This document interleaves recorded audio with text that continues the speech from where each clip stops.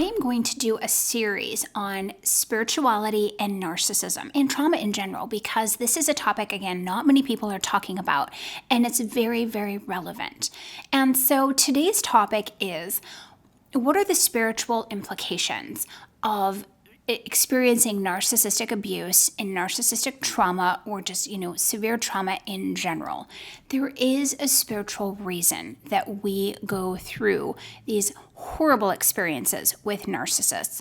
And in my humble opinion, it really is to break us open, because a lot of times people who experience narcissistic abuse have serious trauma in their childhoods, in their backgrounds. I mean, I'll be honest, in 25 years, I have not yet come across a client who didn't, okay? When I have people write their bios to me, and I just got one the other day, 16 pages long. It's like, oh my goodness, so many traumatic events in those 16 pages. And when we experience trauma as a child and we develop what I call facets, and I'll talk later about my facet integration technique, my facet theory. We develop different facets. They get stuck in time developmentally, and they're going to be attracted to the wrong people because they are not fully matured. They are frozen in time. They are undercooked. So you might have an inner 4-year-old or an inner 8-year-old or a 6-year-old who is choosing your romantic partners. I can't make this up. And you wouldn't know that, right? You would just feel, like a pull. Oh, I feel such a pull to this person. And by the way, the narcissist sees the chinks in your armor. They see the places that you're undercooked, and they hone in on them, right? They zero in, and they know how to seduce you. I am a believer in God, and I don't think God has us suffer needlessly. There's always an opportunity for true healing and true growth and amazing things to come out of suffering. And, I wish we lived in a world that didn't have suffering, but we don't. We live in some strange purgatory between heaven and hell, right? Hell's below, heaven's above. We're sort of in this plane in between, right? And there are some wonderful things about planet Earth, but it is a fallen, broken place, right? And there's a lot of suffering that happens on this plane. But ultimately, we suffer, and it can be the greatest thing that happens to us if we handle it properly, if we get to a place where we use it and we don't let it annihilate us, right? So a lot of times I think we get little hints along the way, we don't figure it out.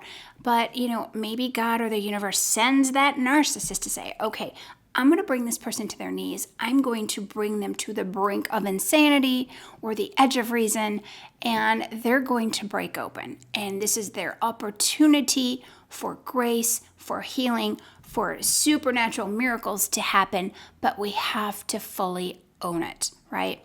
We have to own it. We have to look inside. We have to say, okay, I really, really want this to be about the narcissist, but it's really about me. It's about all the chinks in my armor. It's about, why did I choose this person?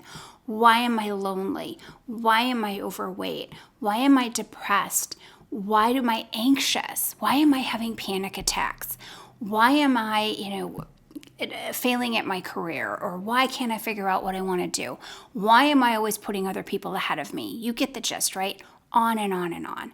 And so I think the suffering gives us that opportunity. What happens to a lot of us, and what actually happened to me, is I would wake up for a little while, right, after a narcissistic abusive relationship would end, or just a bad relationship in general would end, and I would do some of the right things. I would get some counseling. I would, read a couple of self-help books, and then slowly the blinders came back on, ever so slowly, and then slowly, you go, oh, I kind of want to be with somebody again, and until you really dig out the root, then you're just attracted yet again to the same type of dysfunction, just in a different body. And I know you guys know what I'm talking about. I know you know.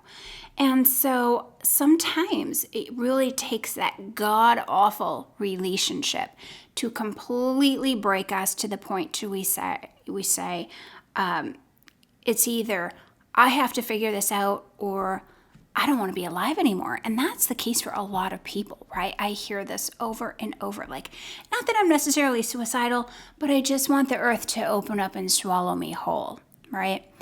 And so we really have to look at the deep, deep blessing. Now, it's hard at the time, and sometimes it's hard for years after we end a relationship with a narcissist.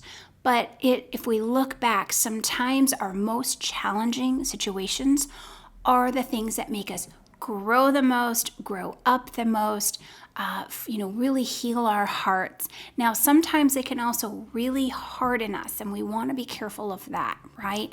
And that, in my opinion, is where the spiritual side comes in. There is a spiritual dimension to being in a relationship with a narcissist.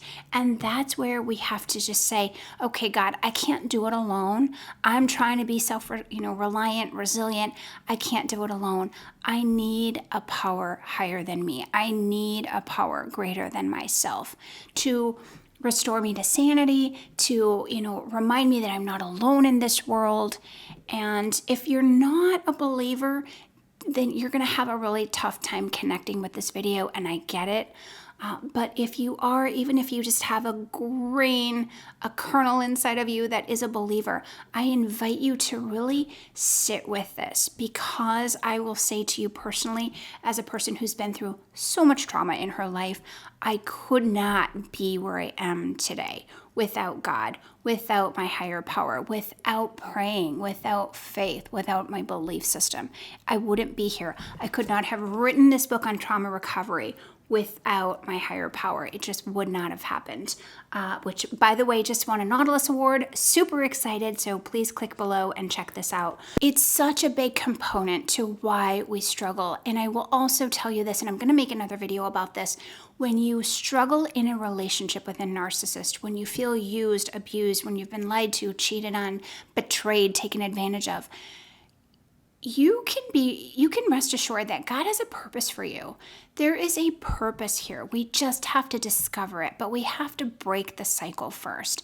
And I want you to decide for yourself that you are going to be a cycle breaker, because if you are in a relationship with a narcissist and you have children, if you don't really get a hold of it, you will pass that on to your kids. Your kids will grow up and they will choose narcissistic partners. They will continue the cycles of abuse. I see it over and over and over. And we want to be the cycle breakers, right? We just do. It's time. I know this is resonating with a lot of you, so thanks for sticking with me. But yes, there is such an important spiritual component, and that component is a deep dive into you. And for years, as a psychotherapist, I thought, oh goodness, with enough psychology and enough digging, we can cure any neuroses, we can heal any mental illness, we can figure it all out. And over the years, I just got reminded over and over and over, the psychology is a piece, it's a very important piece, but without the spirituality, without really turning to God and your higher power, this just keeps you ruminating. It keeps you stuck. You're not going to get the true healing until you combine the psychology with the spirituality. So if this is resonating with you, please click below, like, subscribe, and hit that notification bell so you are notified when I make a new video. And I'm doing a whole series, like I said, on spirituality and narcissism, so you don't want to miss out on them. Anyway, guys, as always, hug yourself from me, and we will see you next time.